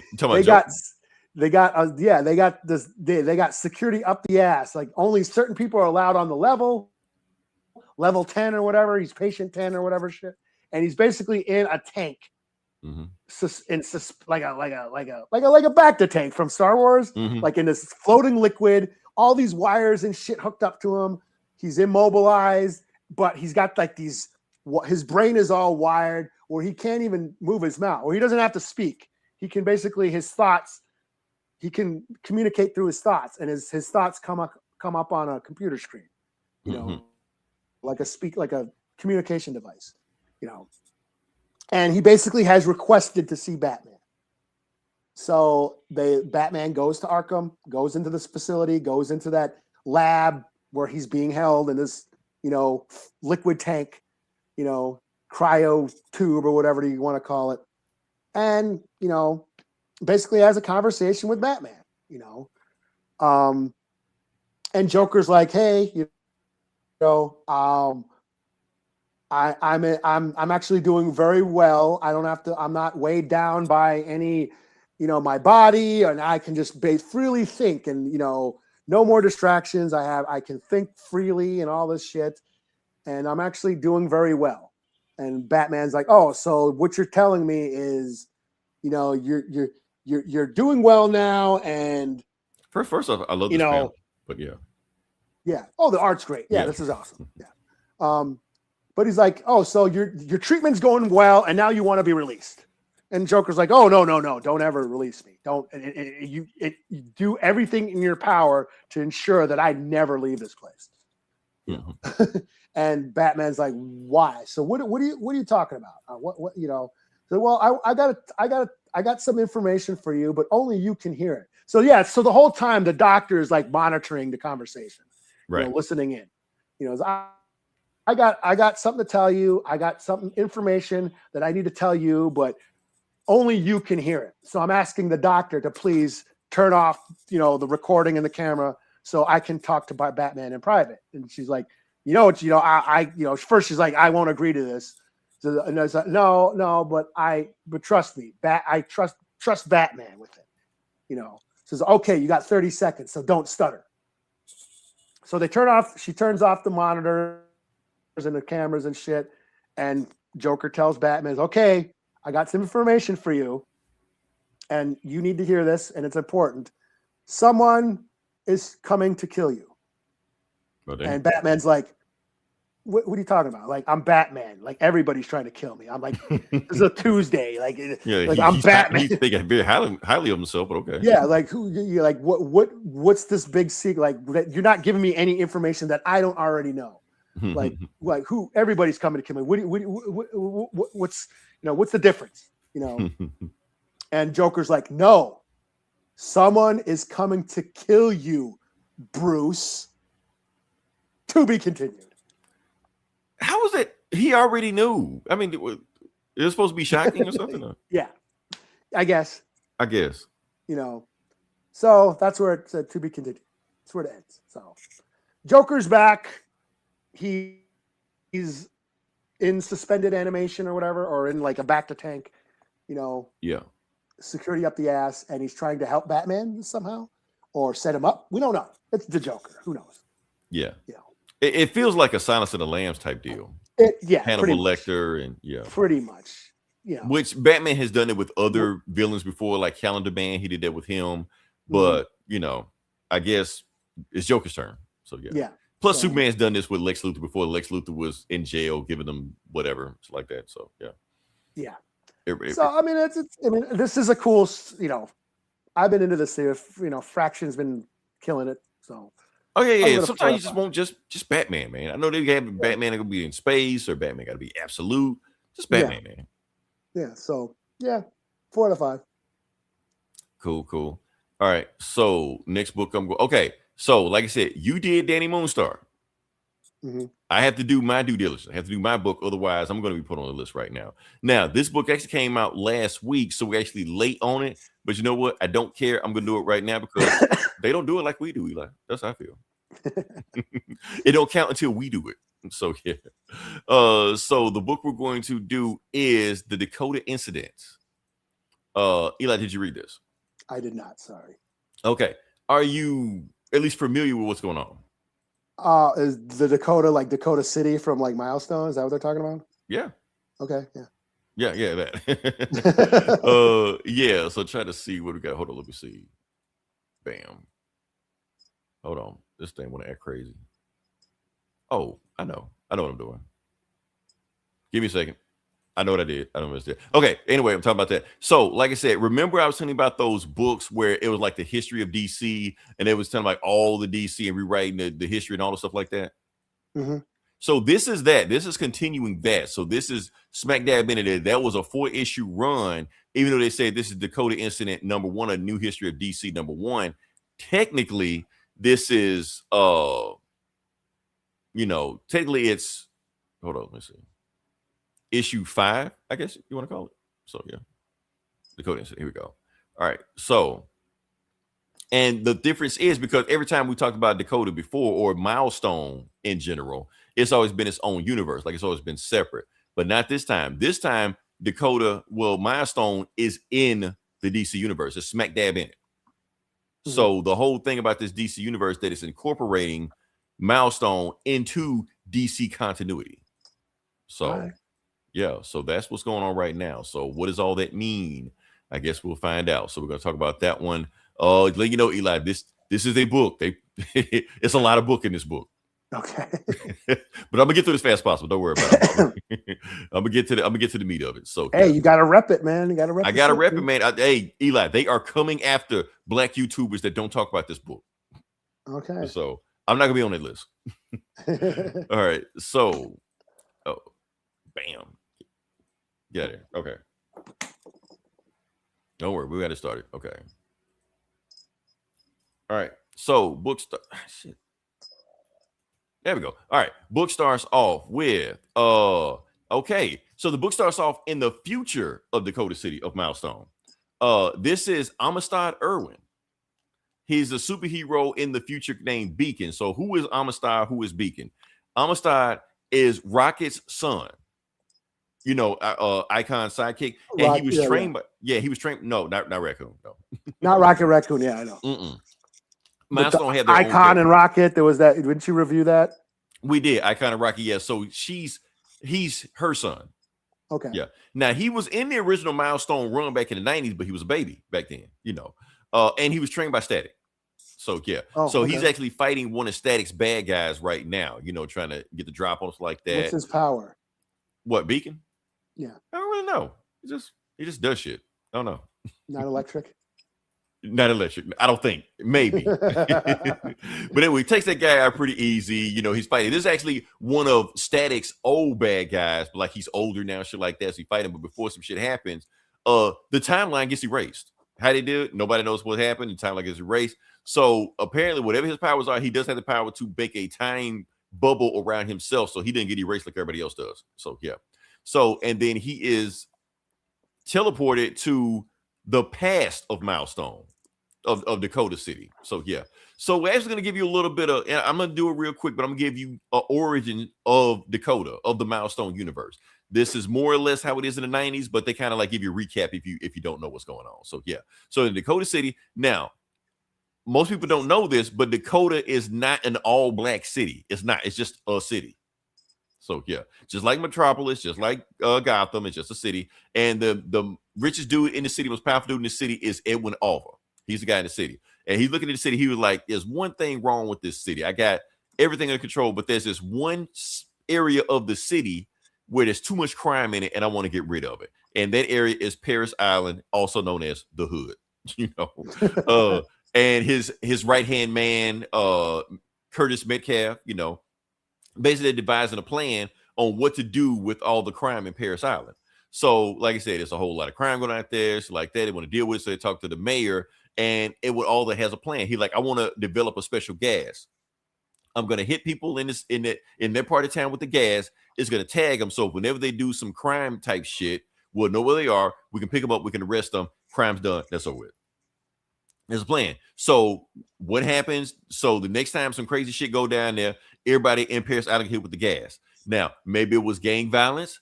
Maybe it was a Black Lives Matter rally. They don't specify it because different times in Milestone's history, they've retold the story. So they kind of just say, choose your adventure. Whatever you want, that's what it is. So the point is, everybody got hit with gas. It was special gas. Most people died. The ones that lived got superpowers. So yeah. Meanwhile, Alva's right-hand man, Curtis Metcalf, is like, okay, since you got all this praise, you know, for stopping crime in Paris Island, you know, I want a raise, I want a promotion. So like that. And I'm like, I ain't giving you shit. You only here because I want you to be here. And you can be gone when I want you to. So he basically telling you ain't shit. You ain't get a promotion. You ain't gonna be my replacement. You are nothing. You know. Yeah. So he's like, man, fuck this dude, man. You know, so Curtis, you know, meanwhile, to add insult to injury, the people that got killed in the gas bombing, he blamed on Curtis Metcalf. So he like, the fuck? To make sure. So now he's public enemy one. Meanwhile, the people that survived that didn't die got superpowers. The Blood Syndicate, yeah. Mm-hmm. So that's how the Blood Syndicate got their powers, because they were in the hood. So, but they're not superheroes. That's the thing. So they're basically gang members. So yeah. And meanwhile, it was a whole bunch of everybody else around there. So they call the incident the Big Bang, and everybody survived got called Bang Babies. That's the story of Dakota, Milestone back then. And there was too many supervillains running around in there. So actually crime got worse in the hood than it was before they got hit with the bang. Meanwhile, there is one superhero that pops up, Static. Not Static Shock, Static. I'm sick of that shit. But anyway, now Static doesn't live in the hood. He's a middle class wrestler like that. But the thing is, he was hanging out in the hood when the gas hit. That's how he got superpowers. So yeah. So he's superpower. Everybody look at him. Meanwhile, Raquel, his mom, was with her baby daddy at the time, who was trying to rob Icon. They didn't know he was just this rich dude, and he found he had superpowers. Who like tried to inspire him to get superpowers like that. So they became Icon and Rocket. So yeah, that's the thing. Meanwhile, Curtis Metcalf, and now this is some new shit. There's some new shit right here. This is not some old DC. This is where we start mending into DC right now. So all these dudes right here, they found out that the Paris Island getting bombed was a targeted attack. They did this shit on purpose. It's all part of the Superman project. Now, this shit goes back to Doomsday Clock, Eli, which me and you reviewed. Wow. The Superman project, what happened was Doomsday Clock. The Doomsday Clock. Yeah, remember that shit? That shit. Yeah. So Doomsday Clock, when that happened, they found out that there was a program by the U.S. government to create metahumans. Basically, because they wanted more Superman. So they did this shit on purpose to make more metahumans in it. This is all planned by Alva to do that shit, because he wants, since he controls Paris Island, he wanted the biggest portion of super people you can get. You know, so yeah. So that's when Curtis Metcalf like, nah, I'm gonna uncover all this shit and I'm gonna shut Alva down. For training him and making him a killer and all this shit like that, and he becomes Hardware. Yeah. Oh yeah. All this shit is connected. All of their origins are connected to each other. So yeah. Oh, and then they just do Milestone shit, Hardware, else like that. It's like that. Hardware gets a letter from Alva, and he goes there, and Alva is murdered. You're like, oh shit, the fuck. So, and everybody thinks Hardware did it. So Hardware has a meeting with every, Milestone hero or, gang member, whatever like that. Everybody got superpowers and metahumans like that. He was like, look, Alva's dead. He was experimenting on black people in this town to give him superpowers so he can have leverage on the U.S. government. But now that he's dead, they're blaming this shit on us. And plus, they want us shut down because they know that we know too much about what they were doing. So somebody killed the comedian. It's Watchmen. It's all Watchmen, right? So basically, the U.S. government, it's only a matter of time before they come to Dakota and shut all this shit down because they can't let black superheroes just run wild, So they were like, you better be ready. You're like, damn. So, yeah. So they're coming after Hardware, but they're coming after anybody's superpowers. And that's like, this shit goes all the way to the top, even to the U.S. government, even the White House. And the White House basically putting a plan together on how to take down, all the metahumans in Dakota. And you got Amanda Wallace is like, we can't bring Superman in because this is too pretty. This is a suicide mission, Mr. President.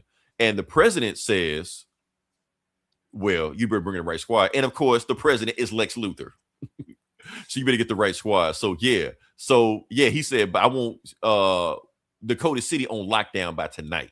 So who does he send in? The Suicide Squad. The Suicide Squad is the first people to go in for Dakota. Yeah, and that's when Bronze Tiger goes down there, Deadshot, Captain Boomerang, ready to infiltrate the city. Let's see the town. They better shut this shit down. And that's when just like, I was waiting for you government lapdogs to show up. And who shows up to fight the Suicide Squad? The Blood Syndicate. Blood Syndicate, light them up. And then bam, now you got the Blood Syndicate versus Suicide Squad going on right now. Yeah, so you got Captain Boomerang getting shot at. He like, what the fuck going on? This Deadshot shooting Fade, but Fade's do shit, it don't work.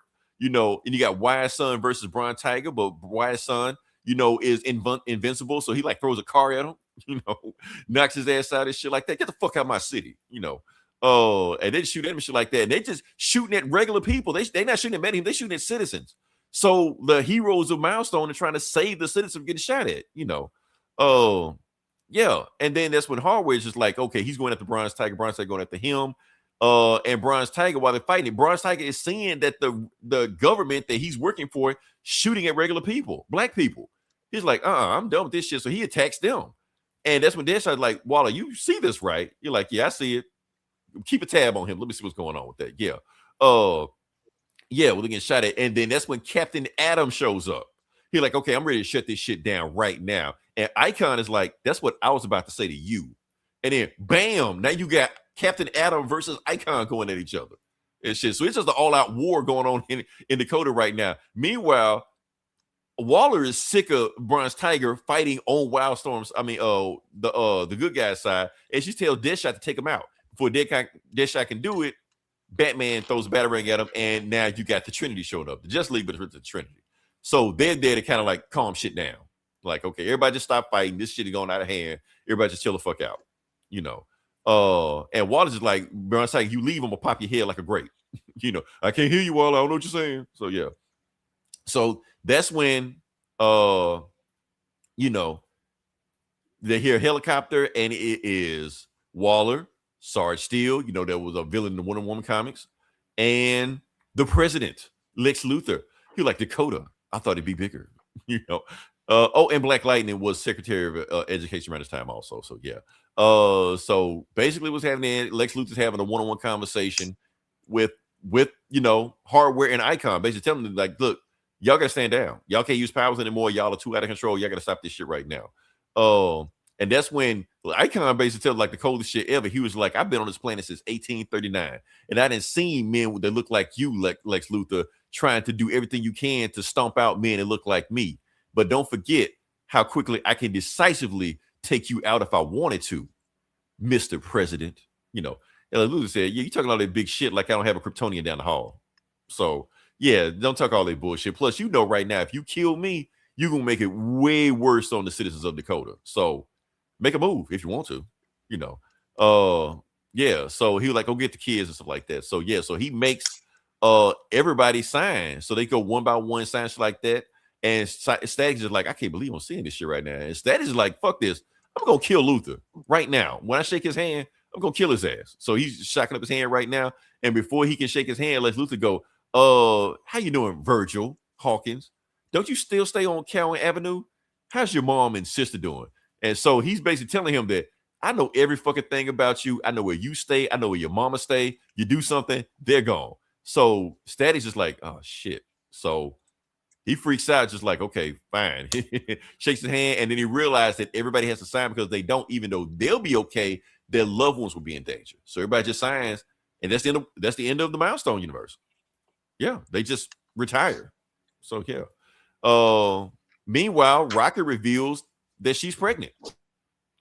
With Amistad, who's just telling this whole story the whole time. So yeah, so Amistad goes into as far as to the future as he can, which is present day. So presently, he sees Static, who's a little bit older now, back in college. He's in college right now, doing a term paper. It hadn't been Static in a while, just doing his own thing. And there's me teleport sitting there, and Static's like, let me go handle, see what's going on. And he goes to him. He's like, Uncle Virgil, I've been waiting for you. You're like, man, I don't know you. I never met you before. Like I said, because he don't exist in this timeline. And he's just telling him, like, look, you got to be Static again, because my timeline won't exist. I'll be erased from the timeline. Because everybody stopped. But the thing is, you are the spark. You're the thing that started everything. You're the thing that can restart everything. Because Milestone, the age of Milestone, doesn't exist until you made it exist. All meta context and stuff like that. So yeah, he was like, it's time to wake up, and he just fades from the timeline. Oh, and he knows him, Amistad, so he does know him. So I guess his memory is coming back to him, or I guess he recognized Amistad. So now he's looking for the suit. He goes into bed, grabs it, and he's just like, time for Static to fight back. To be continued. Well, I ain't gonna say to be continued, because we don't know if this book will continue or not, because next February, right? Next February. Yeah.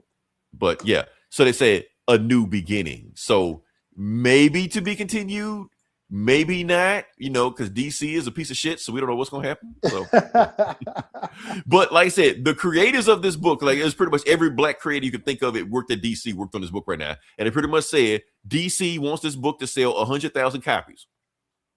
Otherwise, Milestone is dead. That's what they said. So yeah. So this book was #1 last week, and I'm actually reviewing it this week because it actually went to second printing.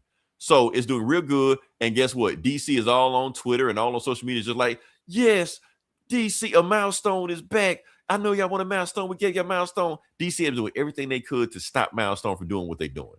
But the moment that they have success, now they want to take credit for it. Hey, fuck y'all, man. So, but yeah, we want more Milestone. It was like a huge campaign online to get Milestone going, especially since here's the thing. I'm not going to name names. There have been some YouTubers that have been shitting on Milestone. Like I said, that Fubu for Comics thing. I won't say their names. Everybody knows their name because they're way bigger than us, But the point is, they were throwing shade at Milestone, saying Milestone and shit like that. So there's this huge, thing to get Milestone back going. So people were buying like 5 or 6 copies of this issue, going to the local comic store, pre-order, all this stuff like that. So, like I said, the thirst for the hunger for Milestone is there. We want these characters. We want to succeed. DC, quit doing this bullshit. Stop doing these one shots every February. Give us an ongoing shit. Bring back Milestone. So yeah, that's all I got. So overall, it was a score. 4.5 out of 5. 4.5 out of 5. It gave me so much that I wanted more. Like, I could have just had the Blood City versus Suicide Squad. Just give me that book. Fuck, give me that event. Shit, just have me just go at it, and I'm there. Because we reviewed, then we reviewed Icon and Hero, or Icon and Stat. Yeah, we reviewed those books. Yeah, but now, like I said, now they're incorporated into the DC universe. Like Icon versus Captain Atom. Give me that. That's the only thing I'm mad about. I just wanted more. That's all. So, and hopefully that this book was sold, DC will get the message and give us more. We want more Milestone. This is a great jumping off point. You have a great creative team. Move this shit forward. Like, what are we waiting on? Sounds like me in November with the native books that drop. Oh, this would be cool if it would happen like next month too. Right. Like, you don't have to do it just 1 month. So yeah. So Eli, like I said, we have been putting pressure on DC to give us more Milestone. Instead of, we don't want this shit just every February. And I do say this, there's a big movement right now saying there's this whole hashtag DC so white on Twitter right now that people have been pushing, saying because the last black book that was a continuous book that wasn't like a mini series or shit like that, like back in like 2018 or some shit like that, I Am Batman or some shit. Oh yeah, that was the last black book they had that wasn't like a mini series or some shit.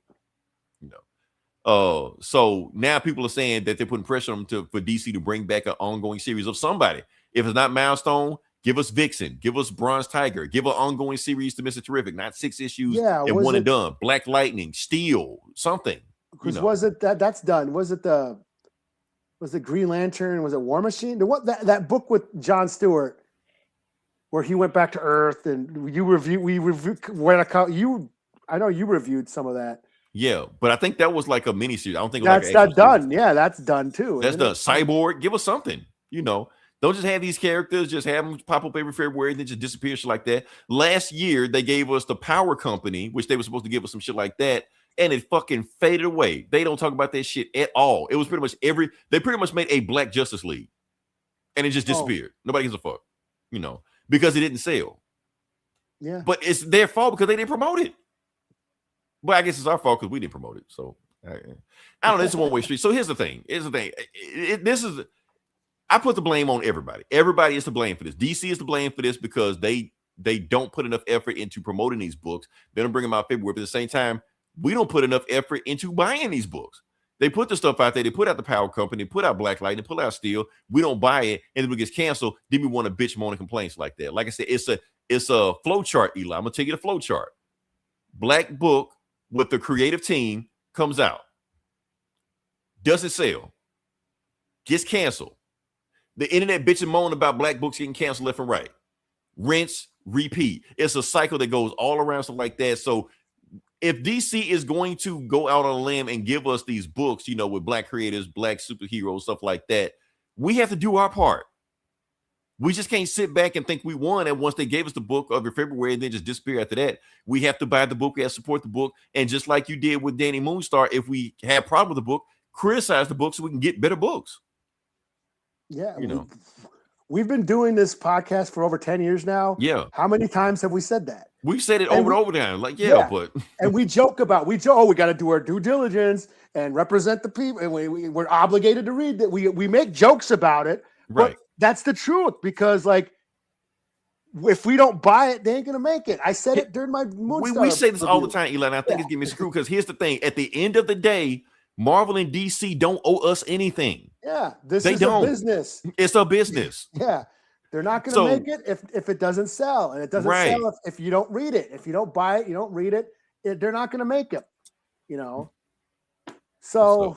And you're just going to complain, and you're not going to get better books if you don't read them, right? And and criticize them. Don't just this is a black book or it's a native book. So it's awesome by default. No, criticize it if you want better stories and better representation. We need to tell them how to do better. So otherwise they're going to just give us a half-ass book with a shit creative team.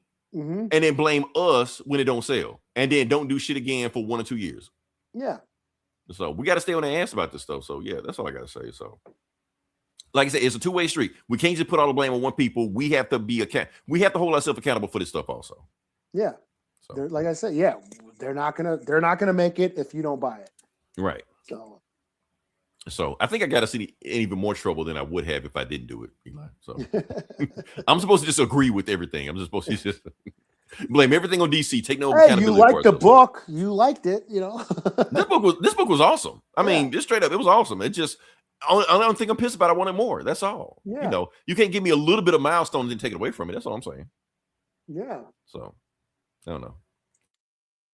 I mean, it's like the Moonstar book. That's just a mini series. Yeah, that's not ongoing. Like Echo was just Echo doesn't get an ongoing. Shit, neither does Warpath. But here's the thing. Okay, not defending DC and Marvel, but that's kind of the state of the business nowadays. Everything's a miniseries. Like what is an ongoing series at DC? The main stuff: Batman, Superman, Wonder Woman, Flash, Green Lantern. Main characters. Yeah. Poison Ivy for some reason. I don't know why, but That's whatever. been going on. Yeah, it's been still going on. That but was supposed to be a mini, and then it just kept selling. It just kept going. It's like, why? Is and see that people bought it and they keep doing it. People bought it, they keep doing it. That's what I'm saying. It went from a mini to Rixie because people bought it. Yeah, so, I was reading on that book before. I fell off it after like issue 10 or whatever. I'm not right. But as far as like other ongoing series, there's no Swamp Thing book out right now. There's no Zatanna book like ongoing. I think Zatanna is getting a book. Aquaman, is Aquaman still going? Yeah, Aquaman's going. But I'm saying, Aquaman gets canceled all the time. So we can blame about that DC don't have any black ongoing books. They barely have any ongoing books. If it ain't Batman, Superman, and Wonder Woman, and like the main people, Justice League, shit like that, everything's kind of a revolving door. They'll throw a book out there, move the fuck on, and that's it. Yeah. Like there's no Green Arrow book right now. So I don't know. I'm not defending them. I'm just saying that's the nature of the book. We can't skew opinions just to fit our own narrative. That's all I'm saying.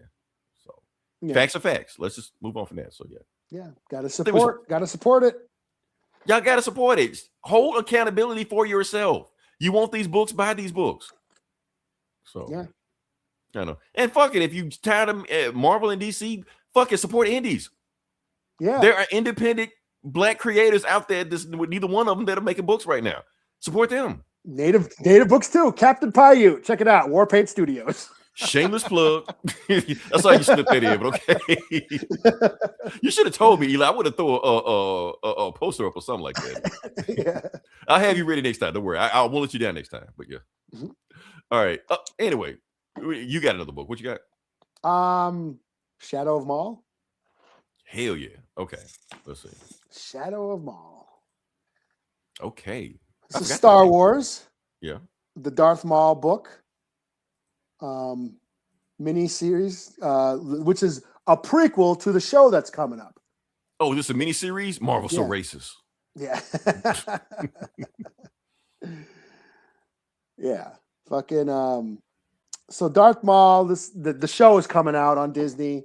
The animated show. I think it's next month. I need to mark to my calendar. When's that coming out? I think it comes out next month, April, I think it is. Okay. So this is a prequel to that. This is a lead in to the show. Okay. So this is basically, it starts out with an ex-bounty hunter. What's the guy's name? Lawson?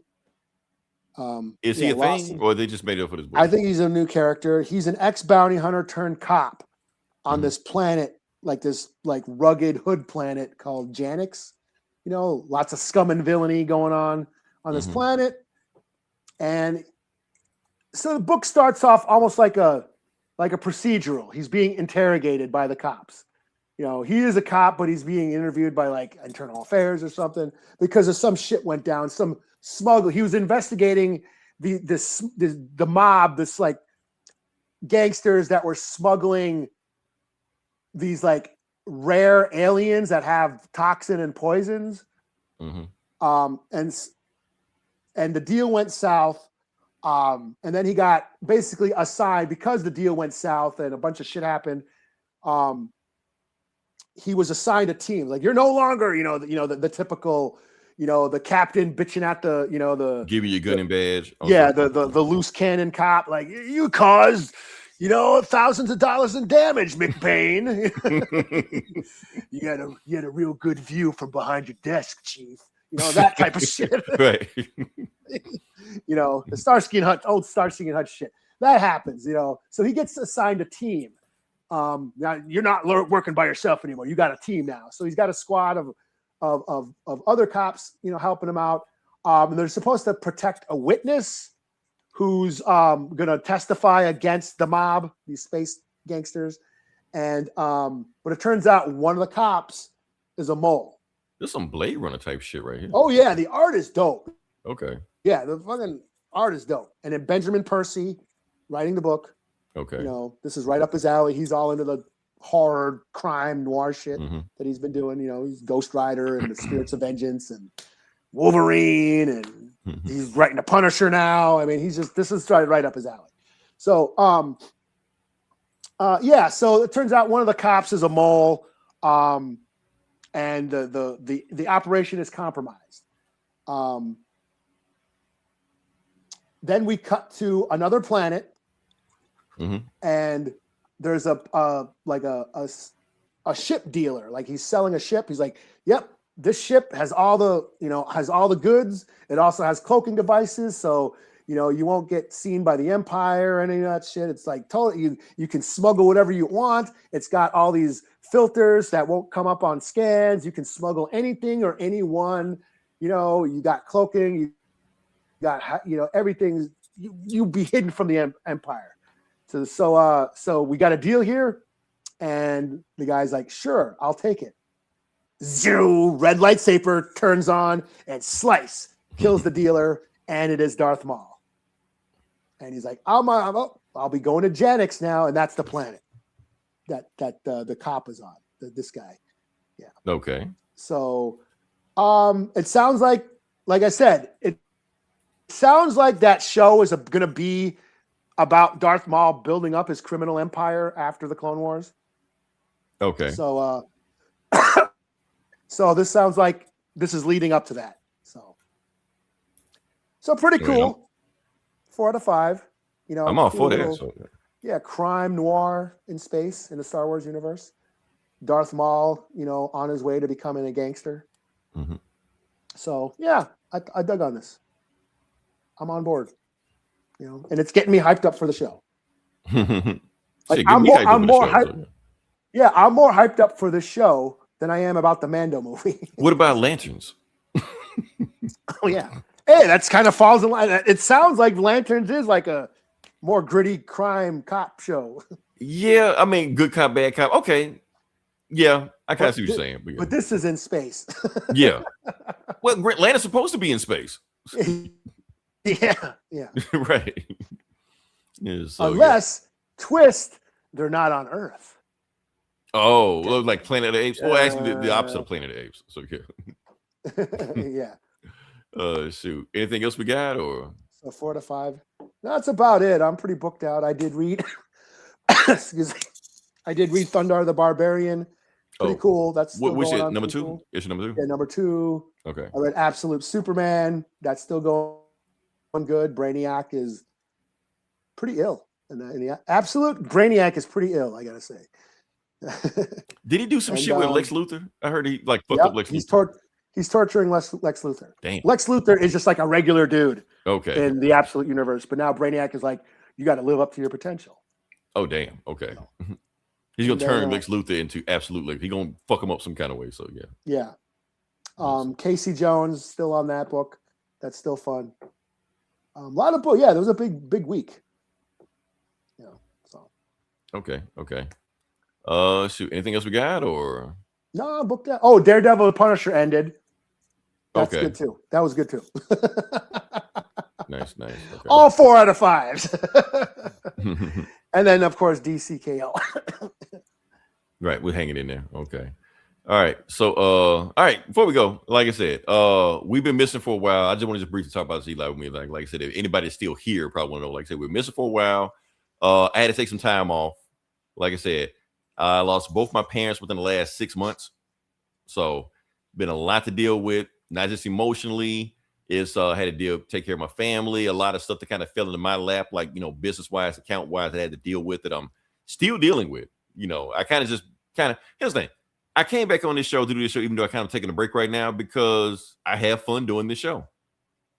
Mm-hmm. This is therapeutic, if you want to call it, stuff like that. Just fun to do. So I come in this show, talk shit with Eli, talk about comics and stuff like that. Kind of put me in a better mood, because you need some kind of fun in your life. Have some kind of hobby, have something like that, to lighten the mood up. That's all I'm saying. So came back to do some stuff on here to have fun with it. And also people been checking on me, just let you know that, and we're still going. We're still in there. So yeah. Well, I appreciate that. And yeah, we gotta, anytime you get a chance to smile, do it. Yeah, sometimes you got to, like I said, otherwise life's gonna kick you in the ass the whole time like that. So anytime you get a chance to celebrate, have fun, laugh, kick it, hang out, with Eli, stuff like that, do it. It just can't always just be doom and gloom all the time like that. Otherwise, like I said, his thing, remember I kept reviewing Final Crisis? Mm-hmm. I didn't realize why I was doing Final Crisis. Then I realized that the whole point of that book was that Final Crisis was that Dark Side was affecting people with grief. anxiety, depression, things like that. Like I realized that, oh shoot, I'm exploring my own grief through this book. I didn't realize what I was doing until I got to the very end of it. So I'm like, okay, so it was my way of getting through that. So yeah. So like I said, I don't know if we're gonna come back next week. Eli may need to, work on myself a little bit more. We're gonna see how we go. But yeah. Hey, whatever you got to do, man. Yeah, but I did want to just pop my head back up to let everybody know what's going on. See this, how we're doing. Come back in and just kind of put myself in a better mood, to do stuff like that. Yeah. So that's all I got. We moving past that. Like I said, I think we had a pretty good show this week, Eli. Yeah, I had a good time. It was cool to talk, catch up with you, and again, again, condolences to you and your family again, once again, and I do look forward to this. I do look forward to like hanging out and talking about this shit that we're talking about. Right. Like I said, even if we get 2 people, hell, there's 2 people that enjoy the shit we talked about. So yeah. Yeah, shout out to my boss who's always here. My boss will give a shout out. So yeah. Else, wherever the hell Jake went, he just disappeared off the face of the earth. So yeah. It sounds like he's got a life. Since he's got he's touching grass right now. Okay, yeah. Yeah, he's going outside, yeah. Right. Okay. So until then, this is Leroy. This is Eli. We'll talk to you guys next week. Same bullet time, same bullet channel.